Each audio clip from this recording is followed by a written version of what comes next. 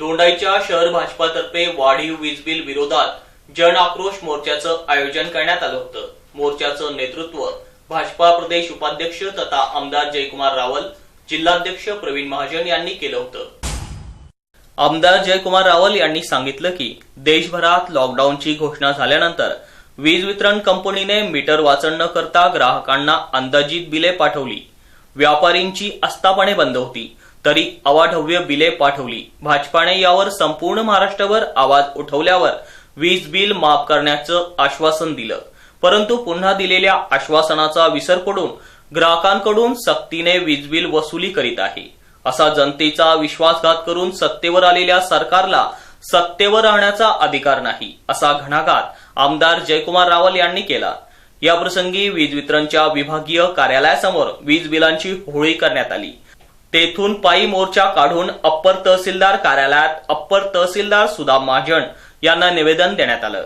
मोर्चाप्रसंगी आमदार जयकुमार रावल, जिल्हाध्यक्ष नारायण पाटील, शहराध्यक्ष प्रवीण महाजन, संघटक जिल्हा सरचिटणीस DS गिरासे, सरचिटणीस कृष्णा नगराळे, जितेंद्र गिरासे, भरतरी ठाकूर, नगरसेवक संजय तावडे, निखिल जाधव, किशन दोधेचा, राजेश जाधव, हितेंद्र महाले आदी मोठ्या संख्येने उपस्थित होते। मुळातच धोकेधडीच्या पायावर उभं असलेलं आहे सरकार, ज्याची स्थापनाच गद्दारी आणि धोकेधडी करून केली। जसं धोकेधडी सरकार स्थापन झालं, जनतेच्या, महाराष्ट्राच्या सर्वसामान्य जनतेशी सातत्याने दगाफटका धोका देण्याचं काम हे बिघाडी सरकार करते। आपण बघितलं की प्रत्येक गोष्टीमध्ये यू टर्न घेणारं, स्थगित देणारं हे सरकार आहे। असंच त्यांनी निवडणुकीच्या काळामध्ये सांगितलं की सर्वसामान्य लोकांना आम्ही 250 युनिटच्या वर फुकट देऊ।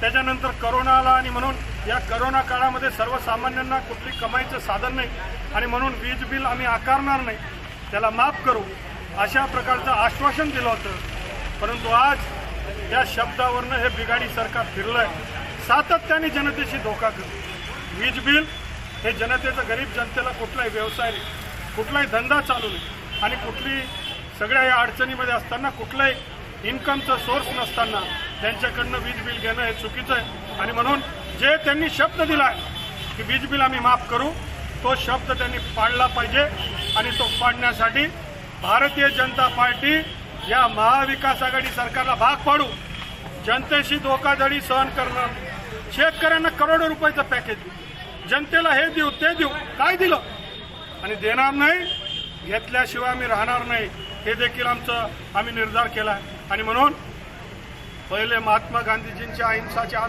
मार्गावर आम्ही आंदोलन केलंय, निवेदन दिलंय, पण एक कुंभकर्णाच्या निद्रावस्थेमधलं सरकार जर जागे झालं नाही तर शूरवीर भगतसिंगचा सुद्धा त्यांना आम्ही रंग दाखवल्याशिवाय राहणार नाही। आणि भारतीय जनता पार्टी जोपर्यंत सर्वसामान्य जनतेला न्याय मिळणार, शेतकरी, कष्टकरी, दुकानदार, व्यापारी, लॉरीवाले, ठेलेवाले, टॅक्सीवाले, ट्रकवाले या सगळ्यांना न्याय मिळणार नाही, बेरोजगारांना भत्ता मिळणार नाही, तोपर्यंत भारतीय जनता पार्टी हे स्वस्थ बसणार नाही।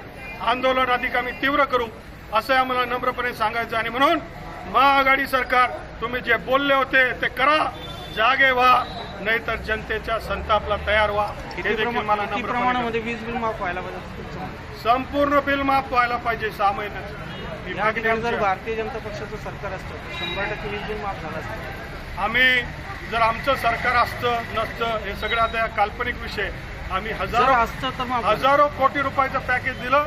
जर देवेंद्र फडणवीस साहेबांचं सरकार असतं तर 100% आपल्याला बिल माफ झालं असतं। यापुढचं पाऊल काय असणार जर आघाडी सरकारने वीज बिल माफ केलंच नाही तर भारतीय जनता पक्षाकडनं पुढचं? भारतीय जनता पार्टी हे अहिंसाला मानणार आहे आणि म्हणून लोकशाहीमध्ये लोकशाही पार्टी काही पारिवारिक पार्टी नाही आणि म्हणून लोकशाही पद्धतीने पहिले आम्ही जिल्हा आणि महाराष्ट्र प्रशासनच्या अधिकाऱ्याला आम्ही निवेदन केलं, विनंती केली, यापुढे जसं जसं जनतेला त्रास होईल तसं तसं आंदोलन तीव्र होईल आणि सरकार देणार कसं नाही, जनतेचा हक्क आहे, जनतेला दिल्याशिवाय हे घेतल्याशिवाय आम्ही स्वस्थ बसणार नाही। आणि म्हणून जनतेचा जो अधिकार आहे तो मिळवून देण्यासाठी सगळ्या प्रकारचा प्रयत्न भारतीय जनता पार्टी केल्याशिवाय राहणार नाही। 1 वर्षाच्या आघाडी सरकारच्या पूर्ततेबद्दल काय सांगता? हे सरकार आघाडी सरकार आहे का बिघाडी मला माहीत नाही, पण निसर्ग सुद्धा याला मान्य करत नाही। ज्या दिवसापासून हे सरकार आलंय, मागच्या डिसेंबर पासून निसर्गाचा कोपच आहे, कधी तिथे